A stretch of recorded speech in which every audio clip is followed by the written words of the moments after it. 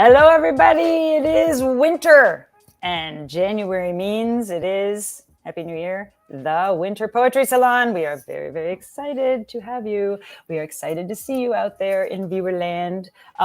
You know what to do when you get here. You need to add your name and where you are in the world. We want to see you. If you write in your comments, we can see them. So if you don't do that, we won't know that you're watching. So please do. You can always interact with the poets through the entire thing, while they're reading, before they're reading, after they're reading. Tell them what you want to know, and that will be awesome. Okay, I always start with thanking the sponsors. And look, Loretta's already out there. Hi, Loretta. So first, we'll start with thanking our sponsors, of course, the DeGroat Foundation and the Poetry Foundation, especially for this particular poetry salon. We really, really thank you for that. And then, of course, NISCA and the NEA and the LMCC, which is Department of Cultural Affairs money from the New York City. So we want to thank them. And then we want to do a special thank you to our two salon sponsors for this particular salon. And those are the New School, who has an MFA priority deadline. If you want to go and get your creative writing MFA in poetry or creative writing or whatever, then their deadline for fall 2024 admissions is January 15th. And they want you to know that their classes are at nighttime, most of them. So you could actually do this even with a day job. Or maybe get a sitter for the nighttime and go to your classes. Anyway, that is one of our awesome sponsors. And the other one is the Martha's Vineyard Summer Writers Conference, which some of our title members have already done. And they said it was really, really amazing. They are offering $20,000 in fellowships in poetry, fiction, and creative nonfiction. Their session is from May 26th, which is my birthday, to May 31st, and they are offering 4 full ride scholarships. One is for a parent writer. Hello, that's you. And one is for Voices of Color fellowships, which may also be you. And then there is the Educator Fellowship, which may also be you. And then there's the Queer Writer Fellowship, which, hello, yes, it may also be you. So go and apply for these fellowships. It's very exciting. The Martha's Vineyard Institute for Creative Writing is who hosts it, and the guidelines can be found at M, like M, DeVoe, M, V, like victory, I, like I love to write, C, like Christina, and W. So that is MC, let's try this again, MVICW.com. So that's where your guidelines are. And now let's hear about our readers. Hello, everyone. This month we have poetry, and it's the one month that we have poets all the time, but it's the one month where we have only poets. And I always find that it's so interesting, the differences with the salons and what we talk about. So I think you're going to find this to be an amazing poetry salon. You're really going to love it. So hang in there. We have 3 amazing poets. Ann Townsend, she's the author of 3 collections of poetry: Dawn Store Erotics, The Coronary Garden, and Dear Delinquent.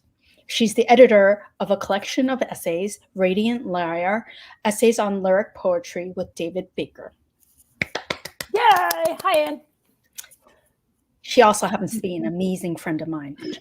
So lucky. We also have reader Joan Naviu Kane. Naviu Kane. She's the author of 9 collections of poetry and prose. Dark Traffic was finalist for 2023 Tufts Poetry Award. We worked on this before the show. You would never know how hard we worked on this. And I have a middle name that is even harder than this. So I have no excuse whatsoever. Mine's just terrible. So there you go. All right. Our first reader tonight will be Leticia. Oh, yes. No, I'm sorry. I was just waiting for you to introduce Leticia. Okay, it's going to be one of those Leticia Del Toro. She's a poet and fiction writer from Northern California. Her short stories and essays have appeared in Huizache, Ziziva, and About Place Journal, among others. Her fiction chapbook, Cafe Colima, was published as the Core Press Fiction Prize.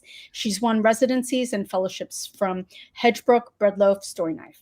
The recipient of the New York Project's Jack Hazard Award, Leticia lives with her husband, 3 children, and Maple Cat. Two. Oh, two. Sorry. Her book. She's giving me another Like I chance. said, it's like one I'm of these giving you days. another one. Aren't you psyched? One of those children's book. All We Are Told Not to Touch is available from Finishing Line Press. Everyone, please welcome. Yay, Leticia. I also want everybody to take notice of who's out there because they've said hello. We have Andrew from Sydney, Australia. Hey, Drew. And Amy Lemon from Queens. Yay. Jared Harrow, who is an amazing poet himself. Who read Jared. For us. Jared, good to see you from Westchester, New York. Amy Lemon is up there. This is so cool. All right, let us listen to Leticia. Hello, everyone. Thanks for having me. I'm very excited to be here. So thank you so much for the invite. How did I get Just want to show you the cover art real quick because this is from a mural in San Francisco, a mural from the Women's Building, and the mural is called Maestropiece, and it's headed by the amazing Juana Alicia. I'm going to get straight into a poem called Playa Huasteco Mate. Because there was always your next drink, you did not know my children in your life. They are here to meet you in the waves, here in the blue half-moon cove, where families savor ceviche, cocadas, and bocazos de mar. We're here to laugh, roar, and run. You and I laughed rarely. To tear into the waves is joy. I see you in your fisherman's gear, a travel tube of poles, Americano style, floral print shirt and huaraches. You punch your thighs to show me how strong legs must be kept, fuerte así. I see you selling baskets of bread as a boy, slashing cocos and scamming your next meal. You often told me, don't turn your back to the sea. And I prayed under my breath, don't leave us. I watch my son and daughter now enter the waves, no fear, me all edges and wiry fretting. I wish them some injury, just to know caution. They dive in, venture further into jeweled surrender that is ancestral. Run back to me, touch base at my hip. My gnarled nerves keep me from biting the garlic huachinango, from guzzling the icy beer. Out of my chair, a rogue wave washes over us. A rolling wall, I am slammed, yet long in my reaching. For air, for image, I scan the surface, spot my boy. Where's my girl? She somersaults out, bobs like a seal. Gold-flecked face of salt in tears. How far I let them go to know you. In a tender hold of tangled limbs, you were once a child like this, who hungered and huddled after the tide pulled you in. Yes. Oh, that's lovely. Okay, am I all right on time? You're amazing. I got one more, if that's okay. Yes. Another fishing village. This is in Bermeo at dusk. Another fishing village with friends from last weekend, but Bermeo is in the heart of Euskadi. It is late March, soft and hazy, from the mist and light rains over northern Spain this spring. Country chalets are red monopoly houses, the grasses a green poker mat. We buy candy and munchies from a rinky-dink sweet shop, pink tubular marshmallows like hams. They call licorice regaliz and peanuts are cacahuetes. There is a narrow catwalk bordered by the wall. The wall barely reaches my waist. The sea, gray-green, it too is soft, but menacing behind the wall. The waves leave me unimpressed. We are too intimate to feign our surprise and wonder each time we meet. Jorge walks in front of me, looks over my shoulder. He knows I'm afraid to walk near this wall. The sea knows I was afraid to walk along its very shore, so displaced from my own. The sea knows how I feared the moon, how they both witnessed it all, knew my heart, its wanderings, how I cried in Melake on the pilgrimage we made to Bodega Bay. The sea knows how afraid I am to be alone, but surrounded by you always as I live on this earth. Thanks. Wow. Yes, that was amazing. So, where is your inspiration? Like, do you write? Is it fiction, or is it? Do you know? Is it or is it from your imagination, or is it from actual events in your life? Well, my poetry is very much based in my life, but sometimes I do get into characters that aren't quite me when I write, but they're usually based in an experience. And this chapbook spans a lot of years. So motherhood, first loves, or maybe not in that order, first loves, motherhood, political events. So yeah, I'd say mostly rooted in my life, but I do kind of take on a fictional voice sometimes, and that's probably because I write fiction and I like to play that way. So Well, actually, what's interesting is all three of you are poets, but you've all written like either nonfiction or fiction. So Yep. I want to eventually talk about the differences and how you decide on which form you're going to take, right? I think that for a lot of people in the audience, it's one of those questions like, how do you know if something should be poetry or if it should be fiction, or like, how do you know the difference? How about, what do you guys think? Joan?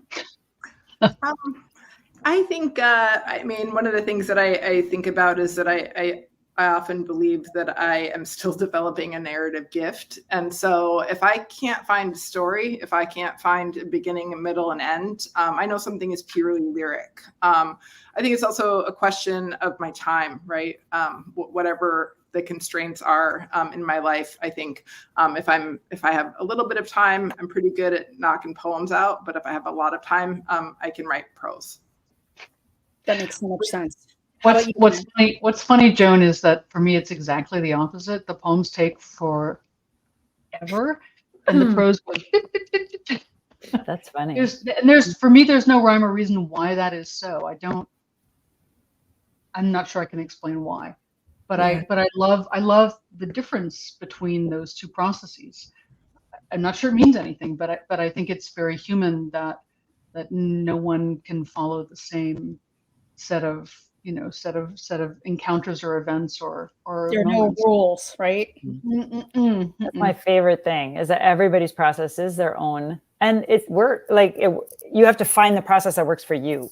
Yeah. The one that, like, where do you connect to your own work, which is really cool. Leticia, I just want to compliment her on this one line. I wrote it down because it's so good, and it's the one about I take some injury to know caution, like wishing some injury on them so that they would learn caution.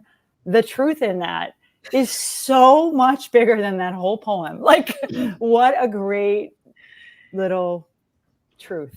Thank you. Thank you. That was a very lived poem, and No joke. my daughter got slammed, and I was like desolate. And at the same time, I was having these what felt like visitations from my father, and trying to watch the kids. And I wanted to read that one because it's very much a parent poem, but it's also a haunted daughter poem. So the humanness of it is nice. The multifaceted humanness of it. well, I loved how the body bobs like a seal. Like I've actually thought that too, like at certain points when I'm at the beach. So I love that one. Okay, our next reader. We will come back to you, Leticia. So our next reader is Joan Navio Kane. She is the author of 9 collections of poetry and prose. 9. Are we counting? 9. 9. Nine. Which is a little bit, oh God, my stomach. God. Dark Traffic Awesome. was finalist for the 2023 Kingsley Tufts Poetry Award. She is a Guggenheim Fellow, a Radcliffe Fellow, Native Arts and Cultures Foundation's National Artist Fellow, Mellon Practitioner Fellow, and a Whiting Award recipient. She also has been selected as a 2023 through 26 Fulbright Specialist. That you'll have to explain. The recipient of the 2023 Paul Engel Prize, she raises her children in Oregon, where she's a visiting professor at Reed College. Everyone, please welcome Joan. Yay! Ilikaanamin, wanga arteka na vayuk, uiv mirorunga sulikaya mirorunga. I'm going to read a couple of poems. The first is Gray Eraser. Gray Eraser. There is no one to scold, even when the heavens deem the most abject of failures receptive to correction. Likewise, in cackleless sleep, the magpies remain tucked away. A mother can no longer dismiss her child as a spectacular waste of an education. Even the wind stills its sighs in the dry and bare branches of the nearby white spruce damaged by Lirula blight. Meanwhile, a pearl green fox retracts its untrussed tail through an eastward sky thick with unfamiliar stars. If I wake missing the cold, fresh sound of new snow, I may still miss the kinds of places that scar me and complete my sorrow. Late at night, the birches must let their leaves pitch and imbricate the floor of what is left of the woods near what is left of me. Okay, that was a long, unusually long poem for me. I love that. It's beautiful. Thank you, Joan. Thanks. I'm going to read a quick one, and then I'll be happy to be in discussion. This is from a new chapbook that came out in 2023, Ex Machina. It's called Don't Run Out. Real and white as snow, have they forgotten starting over and over? The swan crossing with the dark tide southward to the sound. Not too far off, firework and blast of something hard to reach and harder to escape. And now, remembering how, without him, a woman's quarrel, it passes into a quarrel with no one. Thanks. That was beautiful. Thank you. Amazing. Yeah. So, Joan, I think maybe, I don't know if this is because I'm a fiction writer, but I feel like anyone can be a fiction writer, but not everyone can be a poet. When did you start writing, and did you know you were a poet, like, to begin with, or did you start with other forms and then gradually realize, like, you love this form the most? I think I was kind of cursed from birth. But it's, that sounds like poetry to me. Did you cry in iambic pentameter? No, Alexandrines. But the alliteration or the assonance, it was probably all assonance. But I also think some of it, is gendered. Like, as a little kid, I was always really interested in songs and and song lyrics, right? And then I also think it has to do with the long tradition of the song and the lyric in the Inupiaq tradition. And there, of course, we have a long tradition of stories of various kinds too. But I think as a very introverted, very very introverted, very bookish kid, I think poetry kind of claimed me from a really early age. So I guess I always knew, and I'm trying to work my way out from under it. I love it. How about you, Leticia? Definitely. I also started with poetry. I remember writing poems in high school, and in college, I mostly took poetry workshops, and those were my first publications. But at some point, after I became a teacher and perhaps a working professional and was thinking about money, at some point, I thought I need to learn how to do fiction as well. And I felt like I really needed to learn craft-wise, technique-wise. So fiction is actually feels much harder for me. And we were talking about like space and time before, and I really need to like be in a cocoon almost, away from my family, away from my kitchen, somewhere else to work on my fiction. And in some ways that is what has perhaps, I've taken these baby steps in publication. So yeah, I feel like I'm most natural as a poet, and the fiction is something that I kind of sculpt very differently. How about you, Ann? Oh, go ahead. I'm a slutty sort of writer. I write everything. Obviously primarily a poet. I write a lot of nonfiction, but I think how I would describe that is it's a sort of hybrid thing. Sometimes it's kind of literary criticism, sometimes it's kind of nonfiction, creative nonfiction, memoir, and yeah, I'm dipping my toe back into fiction after some long years away from it, and dang, it's fun. I love it. It's so much fun.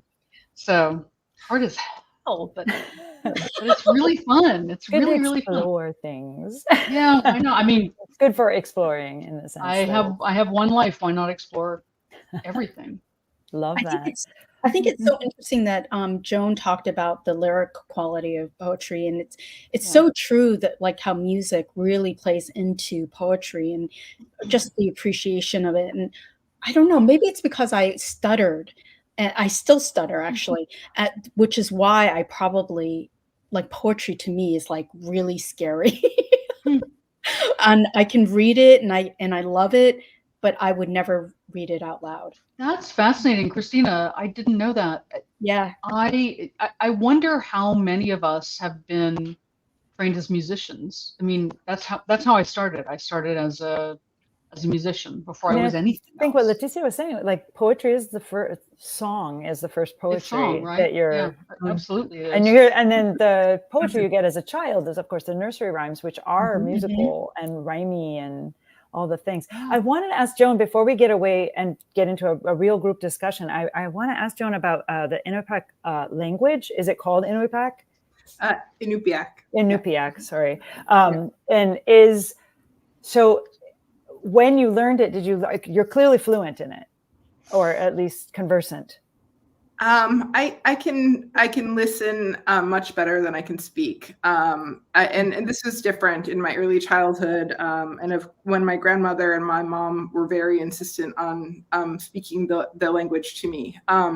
My kids also are quite proficient in the Inupiaq language, again thanks to my mom.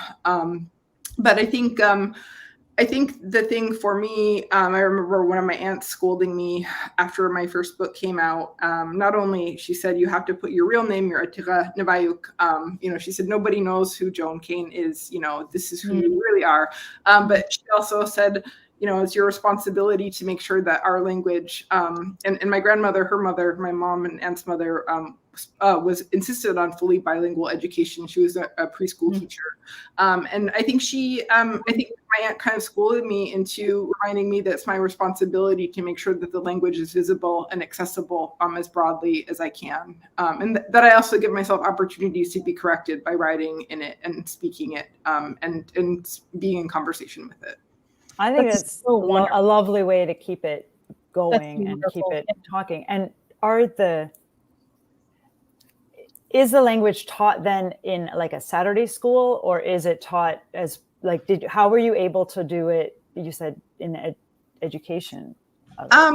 I mean, my grandmother was, and my kids, when my children were very small, I did a lot of work that was not related to writing at all. And so I was often working on what people call the North Slope, but essentially it's the Arctic slope of Alaska. And my kids were really fortunate, my older child in particular, to travel with me and spend some time in the Inupiaq language nest there, but also one of a great poet and playwright and TV writer and an amazing force, Kathy Tuggenuk Rexford. She worked really hard with the North Slope Borough School District to actually develop Rosetta Stone for the language, which my kids which is a different dialect than the King Island dialect, but my kids, that was the only media that they got until they were a certain age. Like they only got to have screen time when they were doing Rosetta Stone Inupiatun. That's really neat. And Leticia, you also wrote some of your poems were, I mean, the one that you read was certainly bilingual, and I'm assuming that some of the other ones are too. Yes, there's a lot of mixture of Spanish primarily in my poems, and there's a couple that started in Spanish. So within the chapbook, there's some that were born in Spanish, and then I did the reverse and worked on translations into English. And every once in a while, there's a little French too, because we're a very big French-speaking household, and I'm a credentialed French teacher. So some of those poems were born other places, and a little French will be mixed in. Cool. I like the fact that you have the ability to be bilingual in your work, because when I grew up, teachers told my parents not to speak Chinese at home. Yeah. So we lost the language, and now it's impossible to teach my kids. Yeah, I did the same in Lithuanian. Like I was similar to Joan. I was raised by parents who were like, you have to learn this because if you don't, it will die. And so, sorry, my background is Lithuanian. And so I had to learn this like crazy hard language that was like, why? Nobody else is speaking it. We're in Texas. Like, you know, so it was really, so I'm into like how everybody else's languages get preserved or lost or whatever. It's just interesting to me as a sort of hobby. Yeah, it's amazing. We were in a strange household in the sense I was the youngest of 6, and so all my brothers and sisters went to school only speaking Spanish, and they had a really rough time. And it was kind of like, you know, when they were coming up, 1960s, so still a lot of racism towards Spanish speakers and, you know, all English communities. But my dad was super focused on, don't you dare lose your Spanish. Don't you dare forget where you're from. We are Mexican, primarily, first and foremost. Yes, we live in California, but we are Mexican. And so Spanish at the kitchen table. And, you know, he wasn't a very literate man, but he did actually, he bought me books of poetry in Spanish. And I think maybe that's part of my attachment to poetry as well. That's amazing. Legacy. There's a little comment from the audience from Annie. Annie read for us a couple of. Hi, Annie. There you go. Hi, Annie. And she says, Joan, I'm always moved when you speak about your name and language. Thank you for your generosity in sharing that in this setting. Isn't that neat? And the rest of you out there, if you have comments, just, you know, keep them coming. Okay. So our final reader. We will come back to Joan. We'll come back to chatting. Okay. So Ann Townsend is the author of 3 collections of poetry: Dime Store Erotics, The Coronary Garden, and Dear Delinquent. I love those titles. She's the editor of a collection of essays, Radiant Lyre, Essays on Lyric Poetry with David Baker, and is currently at work on a 4th collection of poems, as well as a collection of essays on poetry and the environment. Her work appears in Poetry, the Paris Review, The Nation, the Kenyon Review, and many others. She's the recipient of the National Endowment for the Arts and the Ohio Arts Council. She's co-founder of VITA, Women in Literary Arts. In 2016, she, along with co-founders Kate Marvin and Erin Bellew, accepted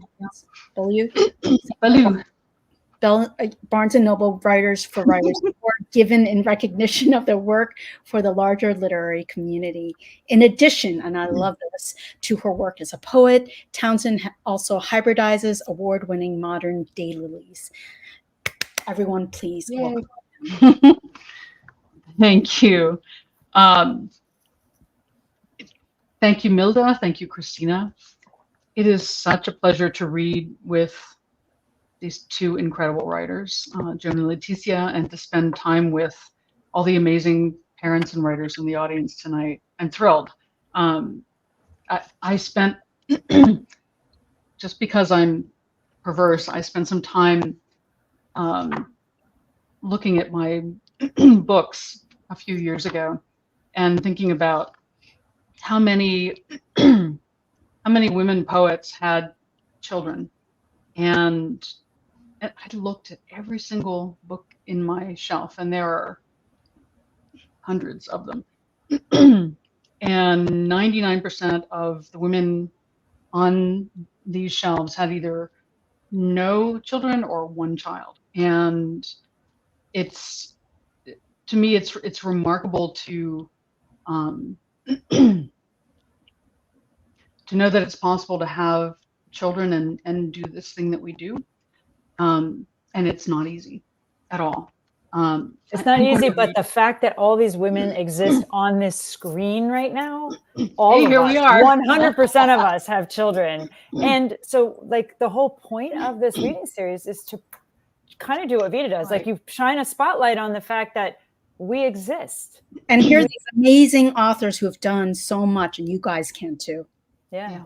Yeah, and I think that's the lesson is that this is, you know, this is not a prediction of the future, right? Right. Just like the shelves behind me, which are like white men, are not necessarily a prediction of the future. Exactly. I'm going to read two poems. One of them is from my most recent book of poems, Dear Delinquent, and it is it's about my daughter, and it's about a lost daughter as well. This is called Earthward. The shovels sing their song of hitch and heft as we walk the rows, pulling potatoes and beets from the earth. Needled, bright, the sun's resinous light flickers behind my eyes like dark matter on a radar screen. As you bend for what you've unearthed, Solanum tuberosum of the deadly nightshade family, which is to say, the common potato in its jacket of dirt. Your curls graze your face, the sweat that bleeds there. You brush them back and leave behind a mark, a calligraph of dust that wavers its signature across the bridge of your nose. It's then, as the sun steps between us, that I see your younger sister trailing us. Her faceless face that I never met except in dreams, that even now drains away, leans to tell of the compact we made and of her disappearance. Then the sprinklers oscillate and spit the water rich with iron, and we run. But she does not. From a distance, as the wind rolls across the canvas and the gladiolas wave their goodbyes, someone might mistake the water as it plays across her body, her breathing. Someone might call after her, come inside. I have been struck over and over again by the ways in which writers have dealt with COVID over the last several years, and how they have, as families, managed, right? Mm-hmm. One of my Christina mentioned that I am a hybridizer as well as a poet, and one of my mentors was a man named Bob Faulkner. Talented, smart man who died during the early months of the epidemic.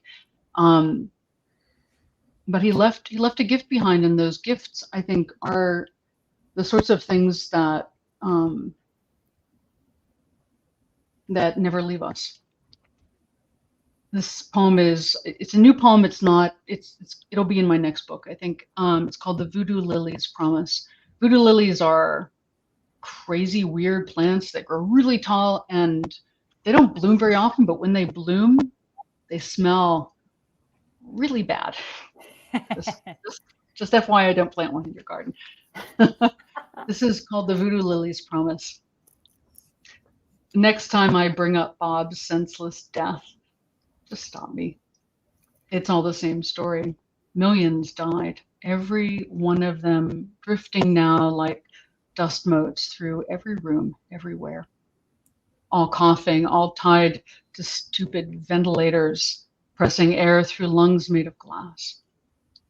Better just to remember his voodoo lily, the umbrella of its canopy, its thick stalk, speckled pink and green and growing more substantial every year. Every year it guards my tepid cucumbers and towers over melons gravid with their sugar. Not a bloom from it, not yet, but that's okay. Patience is a benediction the dead give to the living. The year he set the bulb into my hands, he said, take it home. Someday it will bloom and smell of death, and then you'll think of me. Oh, wow. Yeah. Thank you. Thank you. Thank you. Wow, that was beautiful, Anne. And I love the fact that you actually have the lilies actually in your work.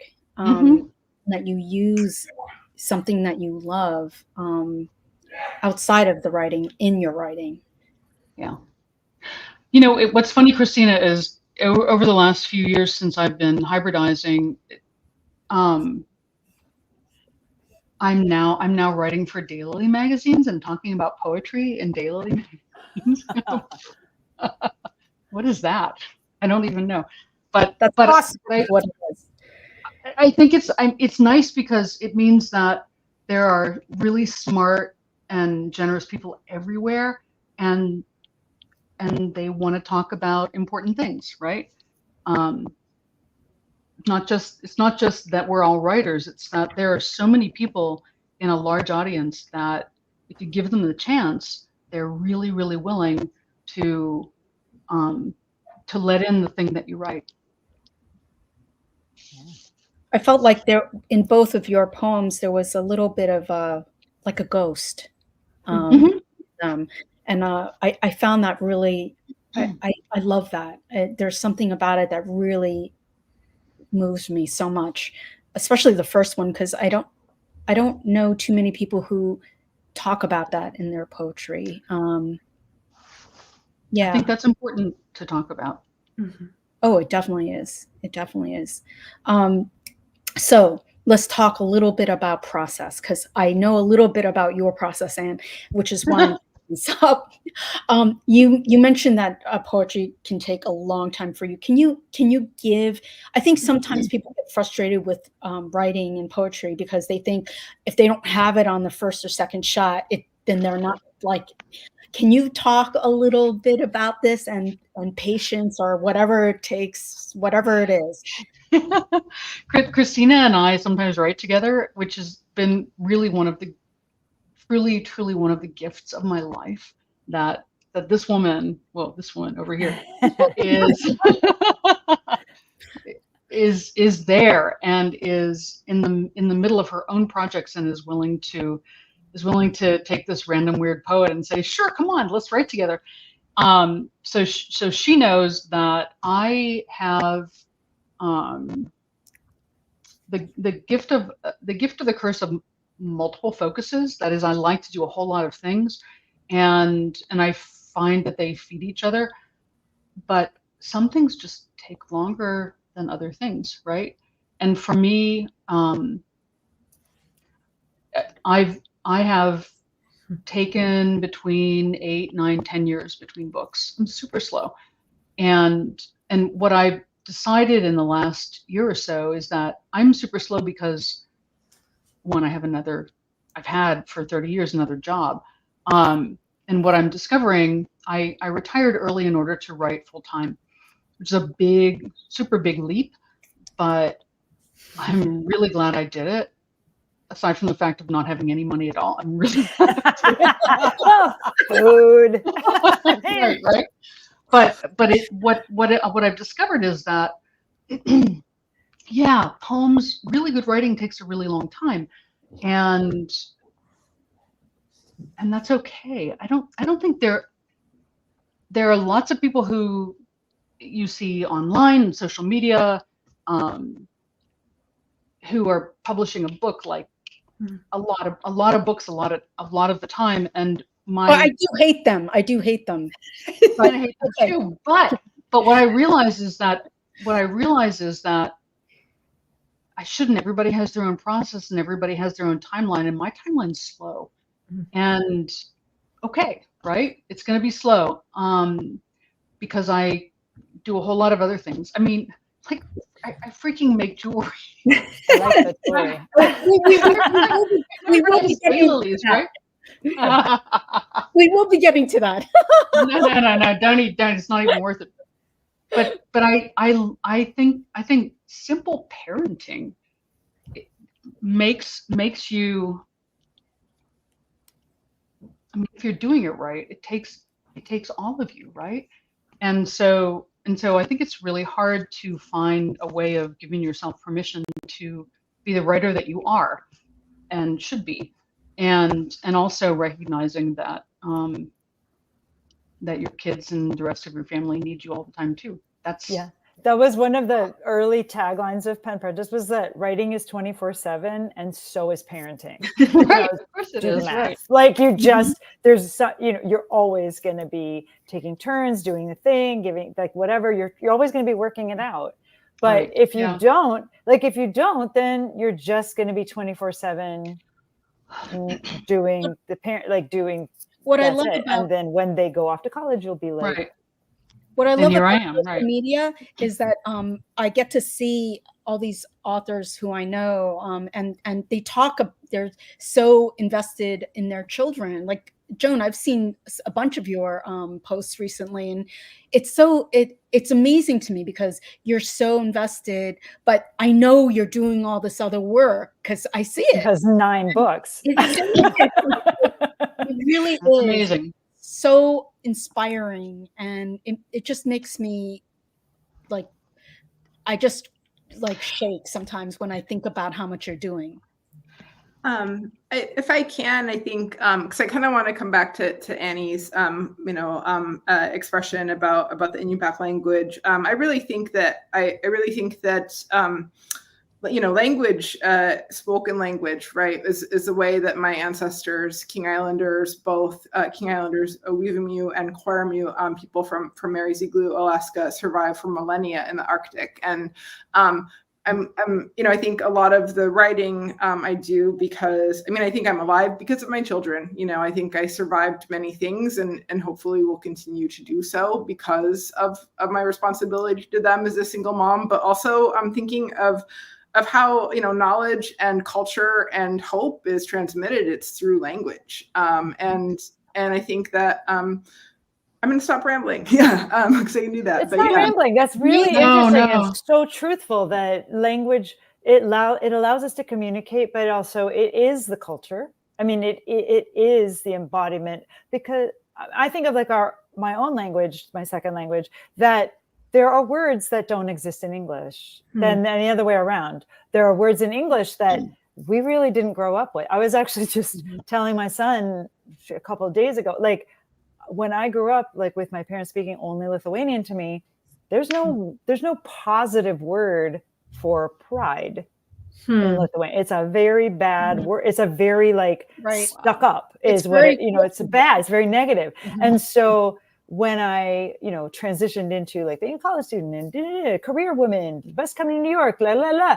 And my husband used to say, like, you need to like be proud of your work, like stop. And I was like, no, humble. It must be humble. Like humbleness is like humbleness, but it's really interesting. And it's literally because the language, now they have a word, by the way, but they figured it out. But there's but it's really interesting to watch a language evolve. And actually, Joan, is the language still evolving even now? It must be. Of course. All languages evolve, but I want to give a shout out to another amazing Inupiaq writer and mom, Anok Olin, who during the pandemics finished her master's degree in linguistics at MIT. Nice. She's a mom to two kids, and she actually has been working very hard along with her mother.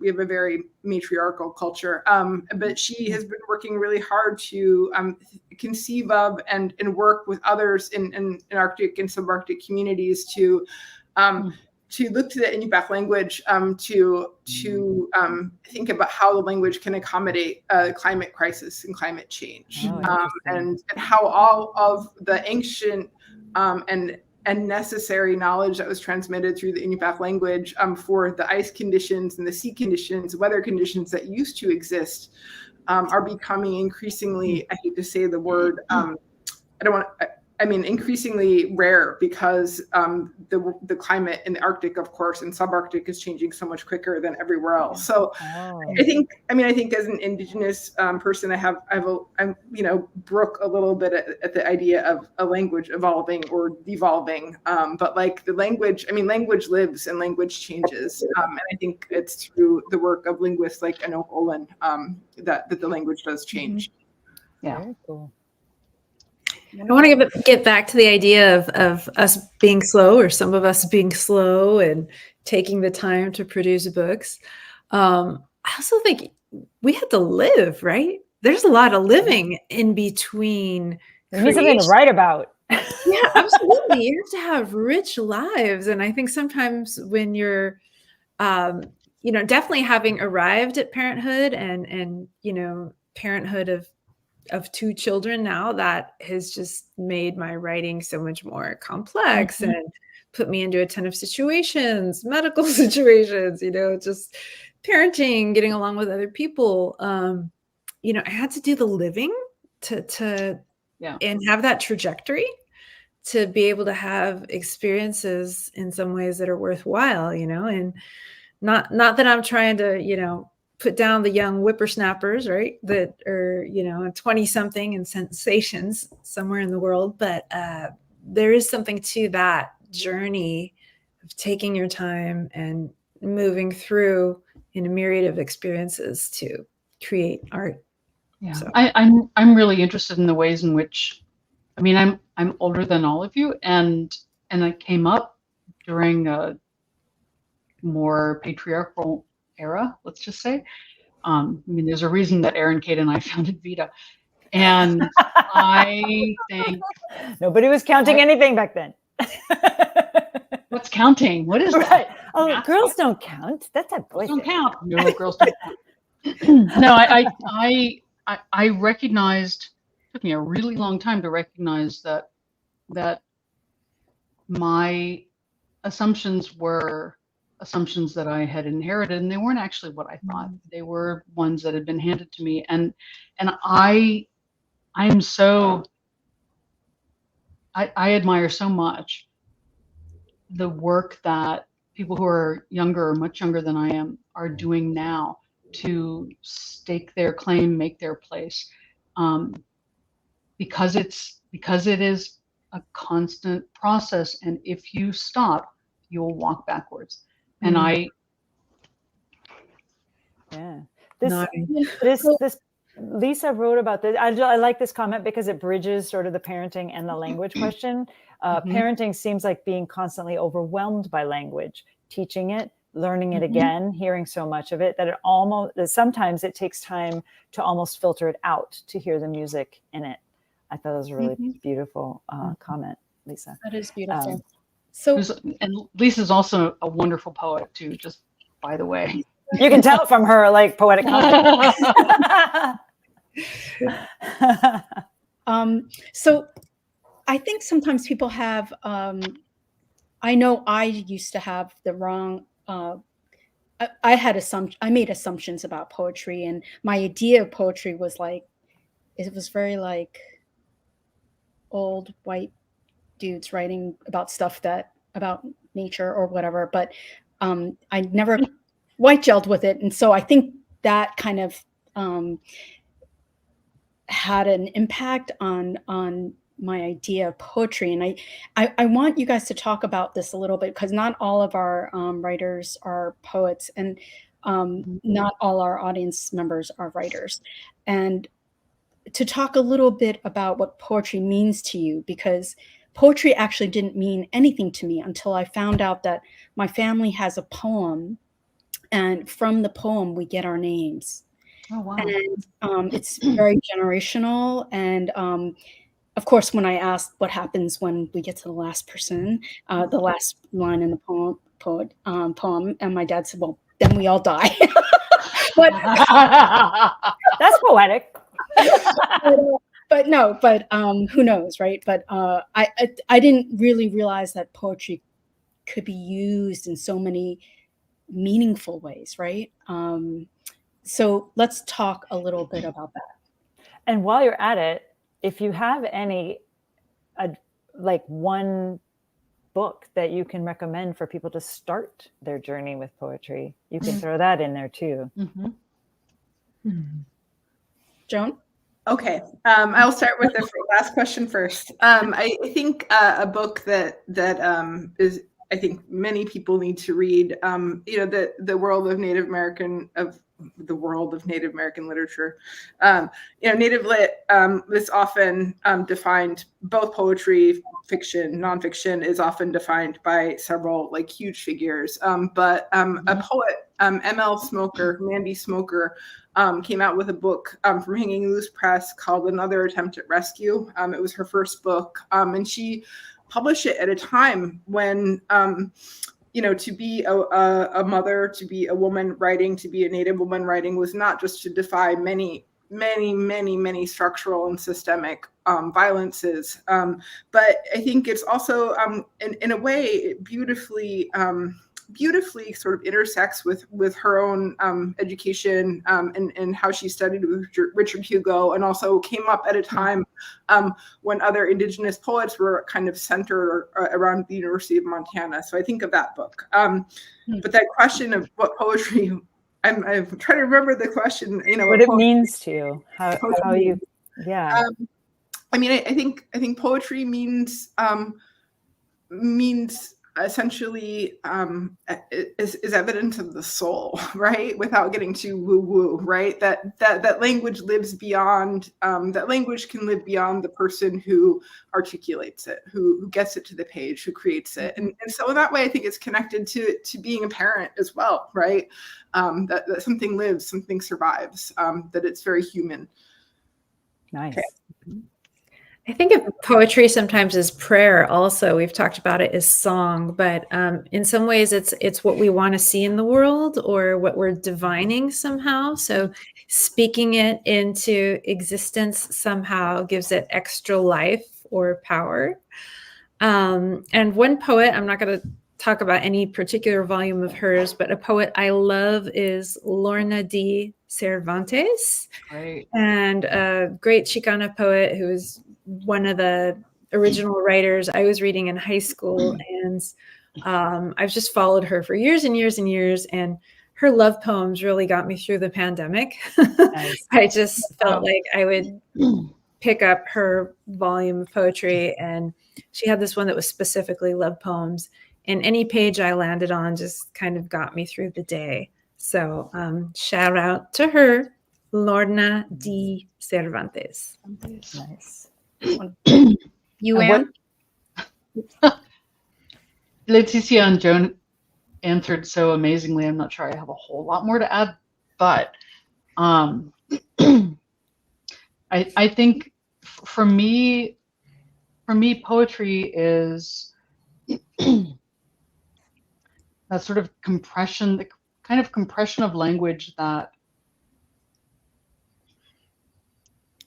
allows you to tap into your most intense and sometimes most most unsuitable feelings and emotions and way of being, and it gives you permission to for me, well, maybe it's not just poetry, maybe it's all of the best writing gives you permission to speak freely and to say, this is what's happening to me, this is what's happening to my people, to my history, to my for me it's a lot of echo poetry, right? And so for me it's what is happening in my neck of the woods, in my world, in my climate, and having the capacity to witness, no matter what kind of writing you do, is the job of the writer, right? We are the ones who see things and who are brave enough to say, this is what we see. Yeah, there's a quote about how poets are seers, Mm-hmm. and that's so true, because it really is about the soul, and that's what I love about reading poetry, because you don't know the author, but you can feel so important to the author. It's so It intimate. feels personal. Poetry Yeah, tends intimate. to be so intimate, even if it's intimate to a subject, not necessarily like that poet's life, but Mm-hmm. it could be like, about whatever, thumbtacks. But it's like the intimacy of what that connection is through the poet. Like there's this, I don't know, I love it. Sandel had a nice quote. If you stop, you'll walk backwards. I love that. And as someone in her 80s, that truly resonates. Yes, thank you, Sandel. That's true. I really love it that all the poets come out for each other. Like this is my favorite. I love this salon so much because it's like all the past poets, they show up for each other, and it's like gorgeous. Yeah, definitely.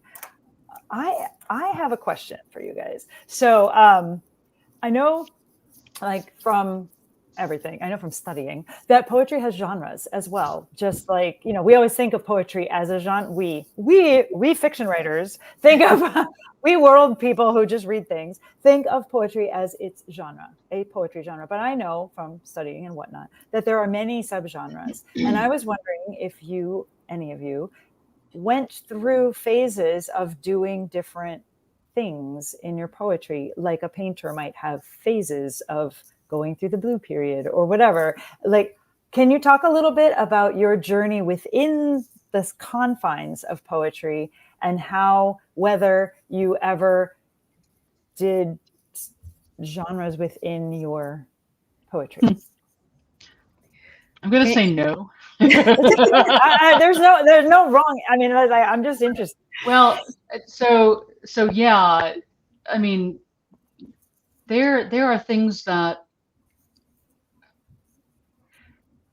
the older you are, the more you see everything old comes around, right? But what I've found is that you can only be who you are, and if you're not who you are, you're going to suck at whatever else you try to imitate. But right? But I do think that my own, if I were going to call it a journey and not just a random bunch of bumps along the road, what I would say is that what I've learned over a whole lot of years is that my poems get better the more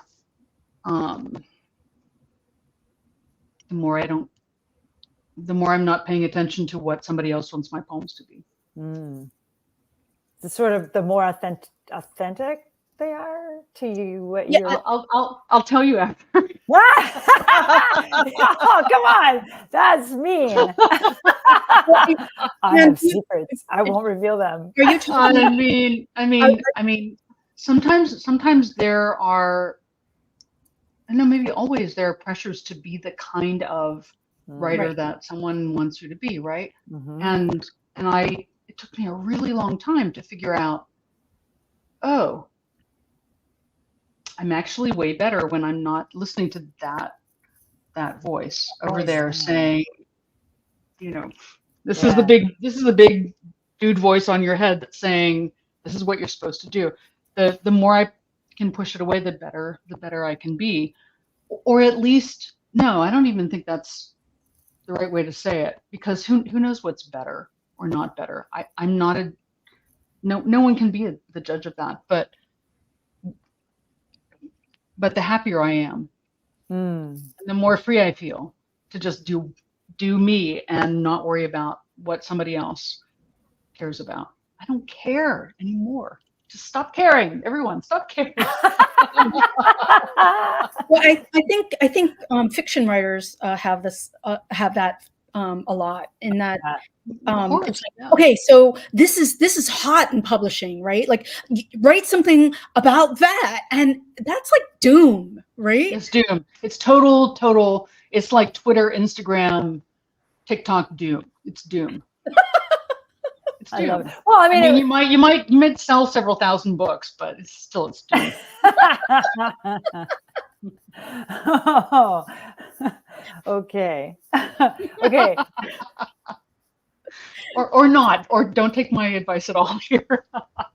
Leticia, have you? I do have to confess, I was obsessed with sonnets for a while. And I remember in college, we had a sonnet series taught to us. And there was...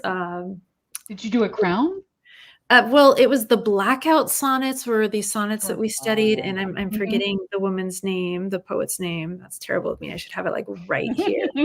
But I love that. And I tried to imitate that. And also Villanelle's. I really loved like Theodore. Oh yeah, because they're hard. And They're really hard. because they're supposed to be kind of like modeled after a dance too, and like a folk song. So I was really into the patterns and the steps, and partially because maybe I'm thinking also because I danced, and so that attention to detail really intrigued me. But it's been ages since I've written like that. So once I became free and started writing actually more narrative poems, I feel like my poems do have stories in them. Then I found like my truer voice or my personal vein of writing. So that's where I'm at now. Yay. How about you, Joan? Well, I'll try to keep it relatively concise and interesting. I mean, I attended a couple of places for my education that were really concerned with form. I actually got, applied to MFA thinking, oh, I can apply as a poet, and then switched to fiction. It was not how it went, not how it goes, right? But like, I think I've definitely worked through a lot of forms, but also it was Jean Valentine who so generously and so wonderfully. Oh my God, I love Jean. Yeah, Jean was a real gift to my life, also to my children's lives. She was so kind to us every time we went to see her in New York City.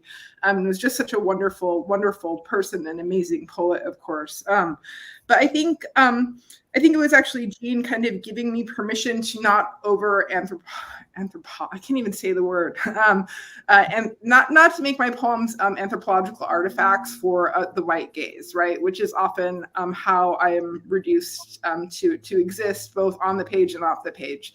Yeah. And so thinking of how in my first book I was trying to break all of the formal constraints that had been sort of that I took up with enthusiasm. I don't want to say were hammered into me, although sometimes they were, right? But I think it was really this permission to break form, to engage with form, to use form as a sort of a generative device, but then to break it as I wanted to find and let the poem do what the poem wanted to do or was doing best anyways. And then so and I think too that I often in my in other books I was interested in the prose poem form because as a mother of two kids who were very close in age, I really wanted to tell stories, but didn't have the time to write paragraphs or the mental capacity, right, to make sense in the way that prose needs to make sense.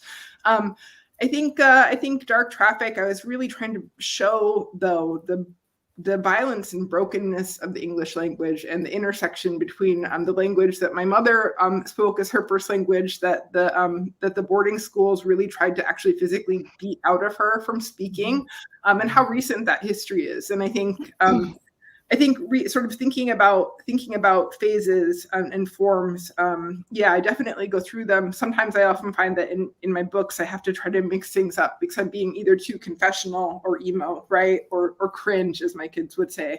Which is good. But also thinking too how, as a given my life, how I often have to, for many reasons, create these male characters that can't be identified, and how poetry in a way gives me the permission to do that as well. And so thinking about subsuming story or subsuming narrative and in ways that still allows me to have a voice and have the permission to write in the way that Jean so generously gave.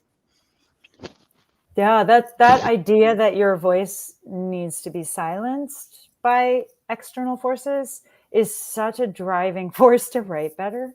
Like, I was like, oh yeah, because I'm still gonna write it. I love this, the idea that you're really trying to expose the violence within the language, right? That to me is so interesting. I I just love that. I love it. Absolutely. Okay.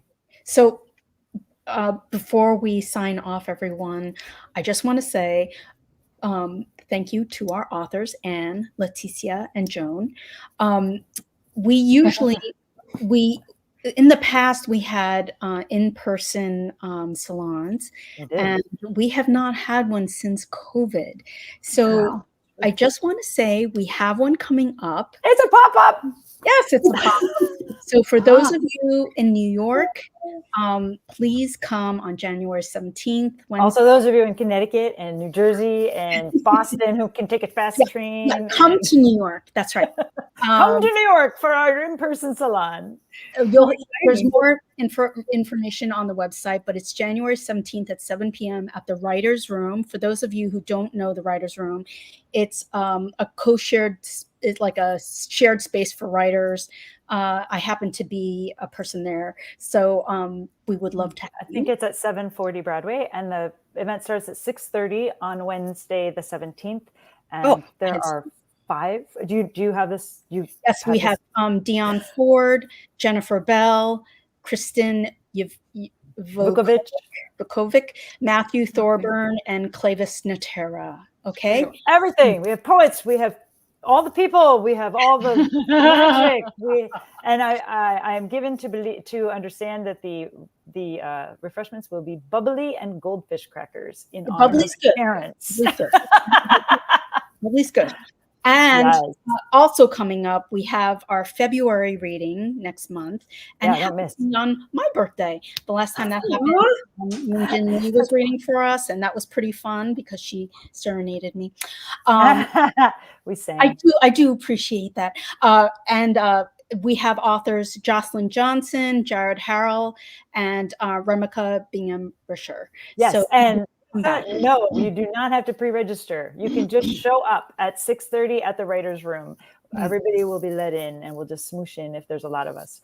And we will drink a lot. What? Water. Water. When's your birthday? I want to know. February 11th. Oh, February 13th. 13th. Sorry, February 13th. I just made that up. My brother's birthday is 11th. Sorry. You guys were amazing, and this was an amazing salon. I just love it when I learn stuff and I hear from the heart what's up with you guys. And we always get that so much in the poetry salons, and this one really, it was magic. So much. Yeah, it was. Yeah, and if any of you guys, and that includes all you people out there in TV land and replay land, thank you for watching the replay. If any of you want to stop by our table 1115 at AWP, we will be there. And if you're at AWP on Friday night at AWP, we will be hosting a national writer-parent meetup. So tell your friends to come and mingle with us and hang out with us. It's co-sponsored by the Sustainable Arts Foundation, and we are going to have a really good time. So you should come. And that is in February at the AWP Writers Convention in Kansas City, Missouri, which just got put on a list of the top 10 places to go in the world. I do not know how that happened.